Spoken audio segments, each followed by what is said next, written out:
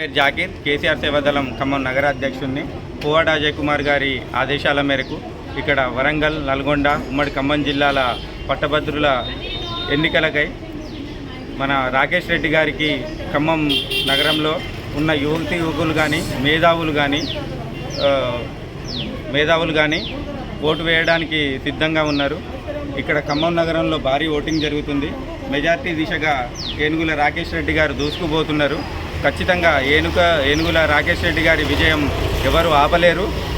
ఖచ్చితంగా శాసనసభ మండలిలో మా నిరుద్యోగుల ఆశయాలకై మాట్లాడే గొంతుకని ఖచ్చితంగా గెలుపుకించుకొని తీరుతామని ఇక్కడ ప్రజానికం చెప్తా ఉన్నారు. మీకే కదా, మీరే గెలిచారు కదా, రాజీనామా ఎందుకు చేశారు?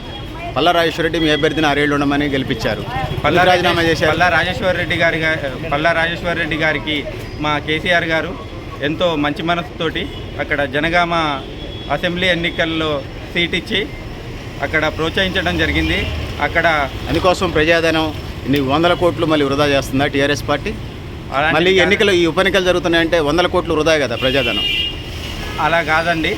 మా జనగామ అసెంబ్లీ ఎన్నికల్లో మళ్ళీ పల్లా రెడ్డి గారికి ఆయన శాసన మండలిలో ఆయన ప్రజా గొంతుక అయి మాట్లాడారు. అలాగే అసెంబ్లీ 6 ఏళ్ల కాలానికి ప్రజలు గెలిపిస్తే మధ్యలో 3 ఏళ్ళు కాకముందు వెళ్ళిపోయాడు కదా. శాసన మండలిలోనే కాకుండా ప్రజా గొంతు ప్రజలకు కూడా సేవ చేద్దాం. అక్కడ ఇంకా 4-5 అభ్యర్థులు పోటీ పడ్డారు కదా, అక్కడ ఎవరికైనా ఇవ్వచ్చు కదా. మంచి నాయకుడు కావాలంటే 4-5 అభ్యర్థులు పోటీ పడ్డారు, మరి అక్కడ ఎవరికైనా ఇవ్వచ్చు కదా. అక్కడ మంచి నాయకుడు, మనసున్న నాయకుడు ప్రజలకు ఇస్తారు కదా. గెలుపు గుర్రాలకు ఇచ్చినప్పుడు గెలుపుగురమైన పల్లా రాజేశ్వర రెడ్డి గారికి అక్కడ కేసీఆర్ గారు ఎమ్మెల్సీగా 2 సార్లు ఇక్కడ చేసి కూడా 6 సంవత్సరాలు అవకాశం ఇచ్చారు, మధ్యలోనే వెళ్ళిపోయారు రిజైన్ చేసి. మళ్ళీ మధ్యంతర ఎన్నిక అనేది ప్రజాధనం వృధా కదా.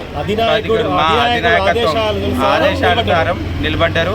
అక్కడ అసెంబ్లీ ఎన్నికలు నిలబెట్టుకుంటారా? పాత సీట్ నిలబెట్టుకునే పరిస్థితి కనపడుతుంది. తప్పకుండా నిలబెట్టుకుంటాం. మళ్ళీ ఏనుగుల రాకేష్ రెడ్డి గారు భారీ మెజారిటీతో గెలవడం ఖాయం.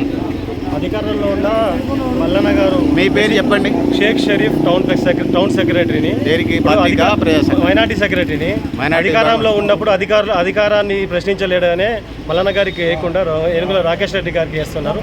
ప్రజలు మొత్తం వన్ సైడ్గా ప్రశ్నించే గొంతునే ఏనుగుల రాకేష్ రెడ్డి అయితే ప్రశ్నించగలుగుతారు. ఎమ్మెల్సీగా మన శాసన మండలిలో ప్రశ్నించే గొంతే కావాలని. అధికారంలో ఉన్నప్పుడు అధికారాన్ని ప్రశ్నించలేరు కదా. అందువల్ల ప్రజలు కూడా బ్లాక్మెయిలర్కి కాకుండా ఏనుగుల రాకేష్ రెడ్డి గారికి భారీ మెజార్టీతో గెలిపిస్తారని మీ ఆశ. ఓకేనా?